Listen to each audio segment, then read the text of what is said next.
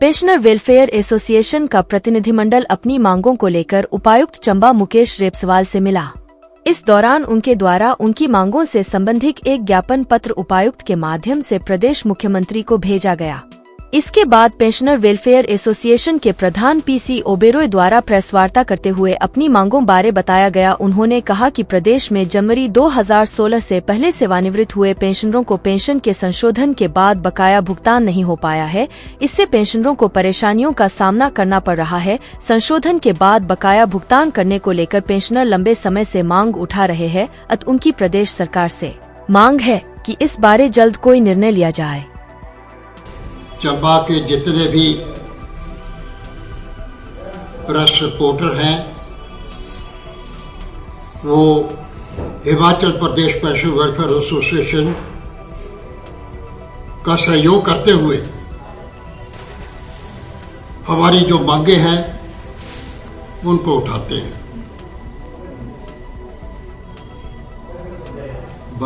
Press वार्ता आरंभ करने से पहले मैं Himachal Pradesh pension welfare association की तरफ से प्रमुख प्रवक्ता होने के कारण मैं आज उप मुख्यमंत्री मुकेश अग्निहोत्री की पत्नी का आकस्मिक निधन होने पर प्रोफेसर सिमी जी का उनके जो सोशल कार्य थे उनके प्रति हम दिवंगत आत्मा को भगवान से प्रार्थना करते हैं कि वो शांति मिले और जो शोक परिवार है उनको इस सदमे को सहन करने की भगवान की क्षमता दे। आज 12 फरवरी 2024 को जैसे कि Himachal Pradesh pension welfare association की डायरेक्शन थी कि हमने हिमाचल प्रदेश के मुख्यमंत्री सुखविंदर सिंह सुक्खू को जिलाधीश चंबा के कार्यालय के कर कमलों द्वारा ज्ञापन देना था। वो हमने 10:30 बजे 10:40 पर हमने उसको ज्ञापन को सौंपा है और सरकार से आग्रह किया है कि हमारी जो छोटी छोटी जायज़ मांगे हैं उन पर वो गौर करें और उनका निपटारा करने की कोशिश करें। हम सभी को पता है कि 14 फरवरी को बजट सेशन शुरू हो रहा है और 17 फरवरी को बजट जो है मुख्यमंत्री ने पेश करना है। हम आशा करते हैं, हम उम्मीद करते हैं हिमाचल प्रदेश के 2 लाख पेंशनर जो हैं वो उम्मीद करते हैं कि ये हमारी जो मांगे हैं उनका वो निपटारा करने के लिए उस बजट में ज़रूर प्रावधान रखें और पेंशन को राहत देने का प्रयास करें। मुख्य मांगे हमारी जो है कोई लंबी चौड़ी नहीं, मांग बन जाती है जब कोई चीज़ कमिट की वो गवर्नमेंट ने उस पर मोहर लगाई हो कि हम बिना मांगे इस चीज़ को दे देंगे पेंशन के लिए, कर्मचारियों के लिए। जैसे आपको मैं बताऊं कि महंगाई भत्ता जो है वो हिमाचल प्रदेश के लिए ही नहीं बल्कि जब केंद्र सरकार अपने कर्मचारियों और पेंशनर्स को महंगाई भत्ता देती है तो उसी तरीके से उसी दर से वो है राज्य के कर्मचारियों और पेंशनर्स को मिलता है।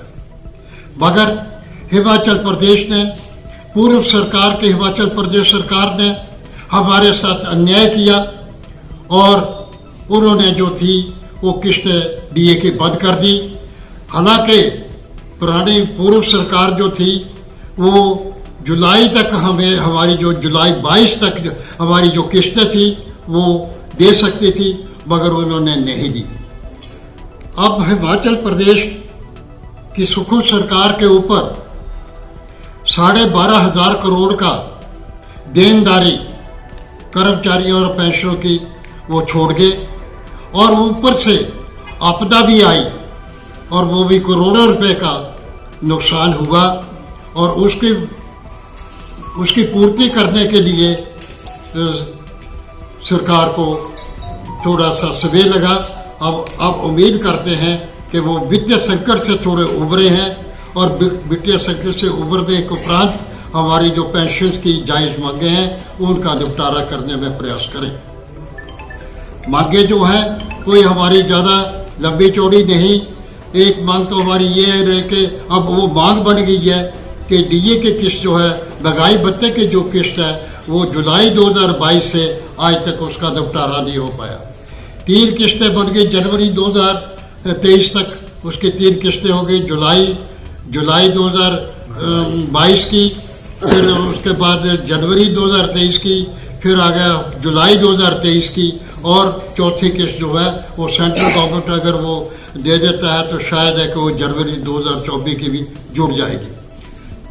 हम सरकार से आग्रह करते हैं और उम्मीद करते हैं कि जो हमारी जुलाई 2022 और जनवरी 2023 की कम से कम 2 किस्तें जो हैं वो सरकार जो है वो देने का बजट में प्रावधान रखे। इसी के साथ दूसरी मांग हमारी ये रही कि जो हमारे पेंशन भाई 1/1/2016 से पहले सेवानिवृत्त हुए थे उनके आज तक जो एरियर है वो जनवरी 2022 तक उनका एरियर अभी तक उन्होंने रिलीज़ नहीं किया। भले ही सरकार ने पूर्व सरकार ने अक्टूबर 2022 को कुछ पैसा रिलीज़ किया था, मगर वो एक ऊँट के मुंह में जीरे की तौर पर था। हम चाहते हैं कि हमारा जो एरियर है उसको अगर इकट्ठा नहीं दे पाते सरकार के साथ हम हमेशा साथ दिया, हमेशा सरकार का साथ दिया। आज भी हम कह रहे हैं कि अगर इकट्ठा नहीं, एक मुश्त नहीं, तो कम से 2 किस्तों में उसका प्रावधान रखे और हमें वो राहत दे। इसी के साथ हमारी जो मांग रही है वो हमारे मेडिकल बिलों की बहुत ज़्यादा कंप्लेंट है हमारे भाइयों की, पेंशन भाइयों की। 2-3 सालों से मेडिकल बिल जो हैं वो कार्यालयों में धूल झोंक रहे हैं और कार्यालय में वो ये कहते हैं, जब हम जाते हैं तो कहते हैं कि हमारे पास बजट नहीं है।